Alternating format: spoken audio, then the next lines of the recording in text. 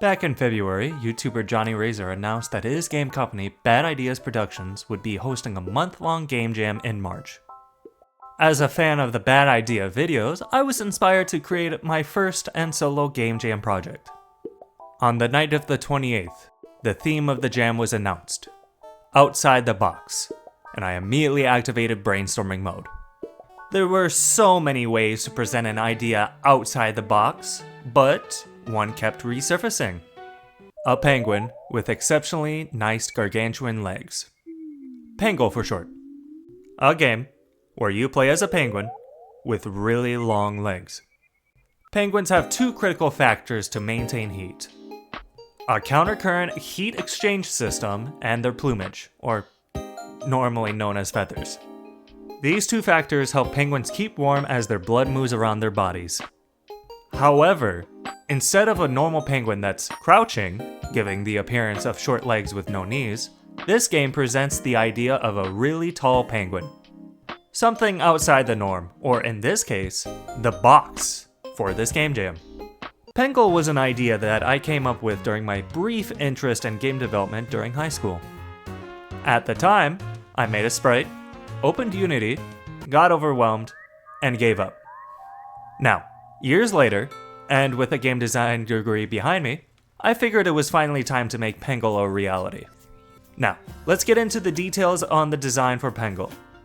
The initial concept was the player takes on the role of a rare species of penguin that have long legs. These long legs are part of their courtship displays where towering heights is a desired trait. The initiating event of the game was that the player's partner was discovered by humans and captured. The goal was to rescue your partner from humans by using your long legs.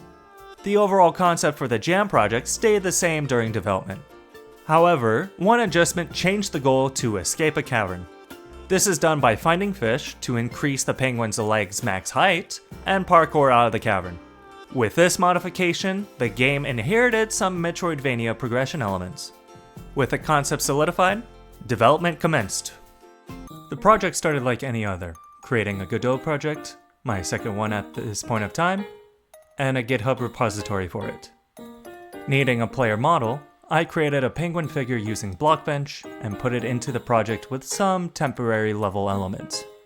Unfortunately, the original concept sprite was lost, which was probably for the best. Using the penguin model as a size scale, I added temporary legs and built a test grid map to prototype the movement. Originally, my plan for PENGL would utilize grid-based movement with a fixed isometric camera. However, I couldn't find a way to make the movement consistent and the height-changing mechanic perform to my expectations within that system. Rather than spending weeks forcing it to function, I pivoted to a third-person platformer. Along with this change, I created animations for the penguin to use while navigating the game. The first set of additions to the height mechanics was the ability to change the penguin's height and the ability to lie down. Combining the two actions, I gave the penguin the ability to jump when they are tall. Expanding the two actions, I added some limits to the leaping capability to prevent the player from changing their direction while leaping. I also created the option to change the penguin's body, legs, and height, as well as changing leg length while lying down. However, the colliders of the penguin kept presenting complications. Whenever the penguin was lying down, the main collider would not follow the body if you tried turning or rotating the penguin. I spent hours trying different collider setups before realizing the real problem wasn't the collider at all. It was the camera.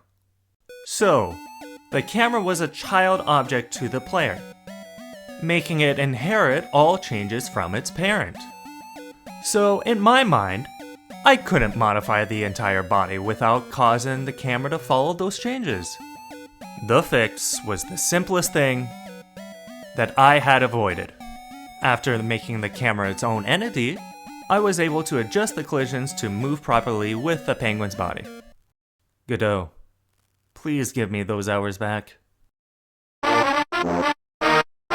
After the penguin was successfully designed, I created a rock. A big rock. A boulder. One that could be pushed. Truly revolutionary game design.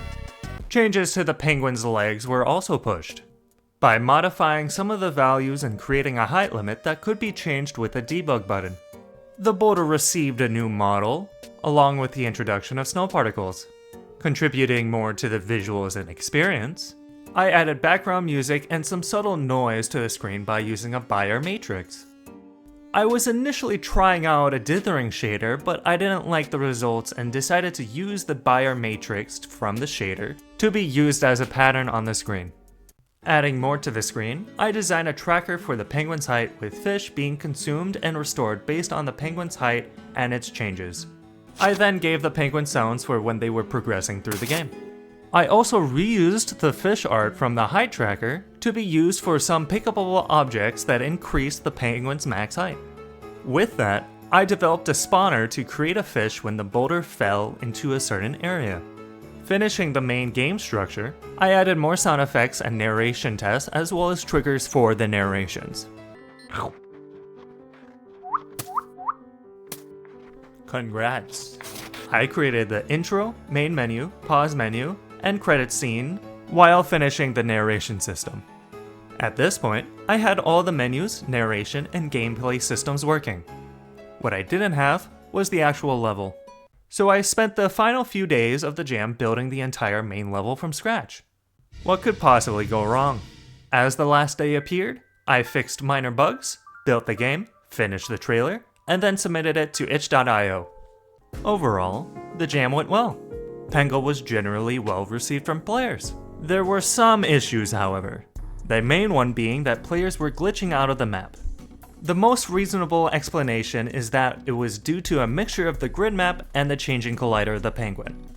That was something I missed during development. Another issue was that a gameplay mechanic, using legs while lying down, wasn't used much. Spoilers for one section of the game. There is an area of the game where there was a boulder that wasn't easily reached. The solution was to use your legs while lying down to move the boulder. That was the only use of that type of gameplay mechanic. With the feedback provided by fellow participants, what did I learn? I learned that I needed to focus on more playtesting and get a level created sooner. Due to the intense timeline and gameplay, I did not devote enough time for playtests.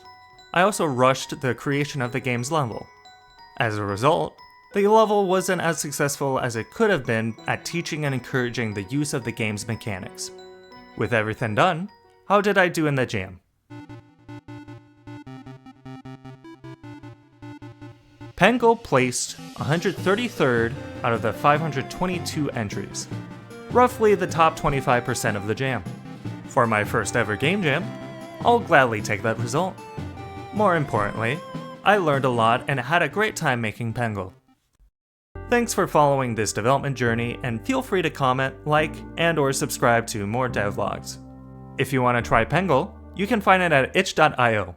Also, try out the other games that the other participants made. Each person deserves a chance for their game to be played. Thanks again, see you soon.